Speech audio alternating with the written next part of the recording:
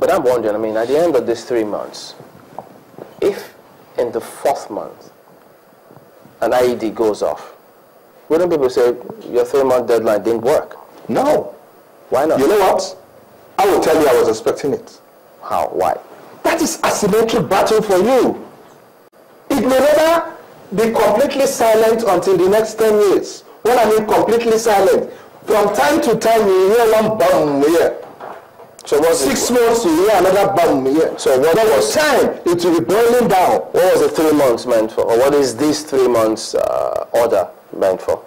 Of course, to ensure that the military moves in and completely break every backbone of the organization to a point that it is stragglers actions that we shall be seeing. Because the impression people have was that had been done. So what was left is to clear out the rest and ensure that no IEDs go off anymore.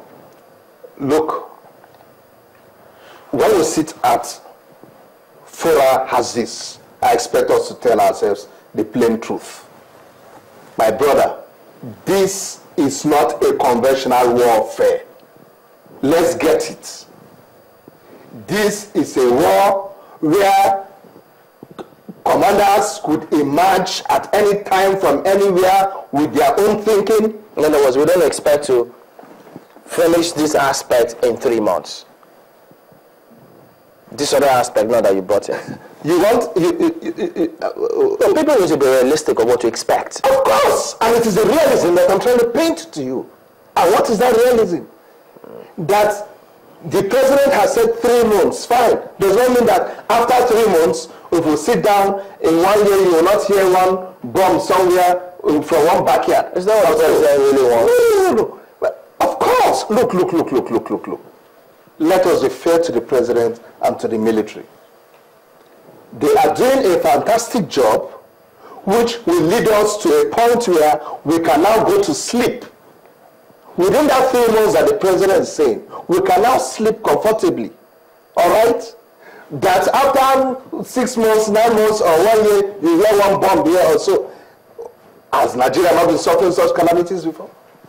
What are you saying? Isn't this a country where nearly every week people die of one thing or the other? So, but now that there's a new verb, all of that is supposed to be history. It takes time, brother. It takes time. Are you expecting the president to be some Jesus Christ or Muhammad? Who will just, what do you want, is it a round or what do you call it, and then everything is over? No, the 3 months deadline, that's what people expect will happen in 3 months. Considerable actions are going to be taking place within that 3 months that will completely break the backbone of Boko Haram completely to a point where I can confidently tell you the organization might cease to exist. What do you say to and we have a military that can do that. What do you say to those who will say about this negotiation with Boko Haram? Some of them will say, look, given the atrocities that has been committed by them, they don't understand why there should be negotiation in the first place.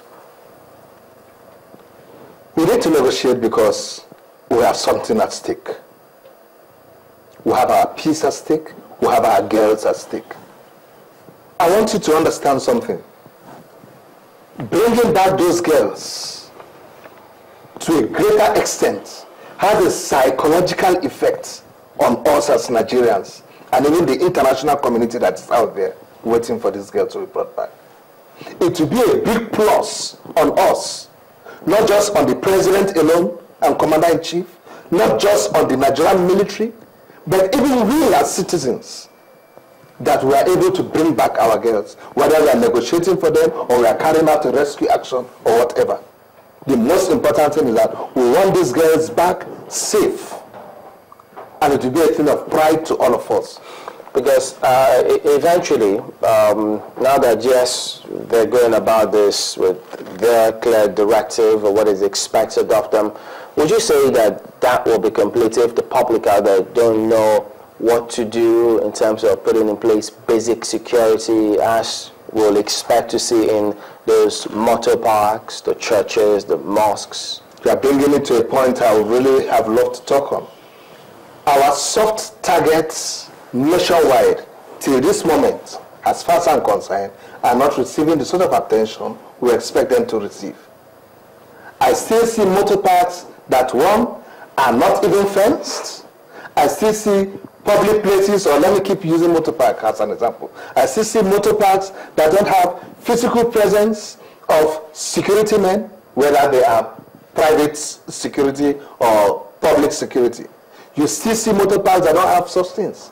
You still see motor parks that don't have all the necessary obstacles that should be ahead as you approach the gate to slow down vehicles, so that in case of anything, even if these vehicles are to escape, they can't just get away. I still see a lot of deficiency in the security arrangements. So I'm asking, what are the local government chairmen doing where some of these parks are located and leisure areas are located in? What is the police doing? What is the DSS doing? All these organizations that should be able to, force the local government to be able to put all these things in place. Because should they truly be forced? You talked about the people then, that we also must come into all of this. So if you are in charge of the motor parks, marketplaces, shouldn't you, in your own little way, be able to set up some of this, checks to help at least prevent some of these attacks coming in? Mm-hmm. By now, we thought, because in fairness, the last administration of the DSS, they did go around talking about these in motor parks, giving them enlightenment. Whether they went ahead to carry on with all of that is another thing that we haven't actually seen. Because lately we have seen some couple of attacks in some of those places. So it goes back to the administration of such places by administrators in councils. Now we're talking about the local authorities, and as well as all the state apparatus. There is a need to enforce all those directives. There is a need to enforce them. They must be enforced, or else people are not safe. Apart from five-star hotels, when I walk into Sheraton here at Ikeja, I'm impressed with what I see. When you go to Ikeja, 9th Brigade headquarters Ikeja, I'm highly impressed whenever I drive into that place. The fortification is just good. I wish some of these institutions we are talking about could go and copy what these guys have done there. It must be copied. Replicate them. Pardon me for interrupting your thought there. You were talking about getting society involved in this, but as it is now, even remember the NSCDC, they license some of these private security guards. Yes, right. They've got a role to play here as well, because these are the people who look out for those several estates and private security.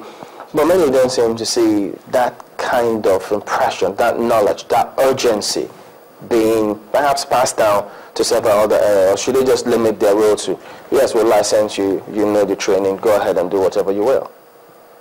No, but for the private sector security, in most cases, they're engaged with private corporate bodies. Like you must have noticed their personnel out there and so on. And most of these private corporate bodies have taken the initiative on their own to protect their environment, a good number of them. And if you walk up to some of them at times, you see that even the private security guard there knows what to do in most cases. I was shocked that there are places I entered last week and I was still washing my hands against the Ebola thing and so on, all those rules. I was so impressed that we are still keeping to this, but mostly with the private corporate bodies. You hardly find... Do you say that in the public area? No, you hardly find this in public. I'm talking about private now. Some companies and so on. Still find it being, enforced.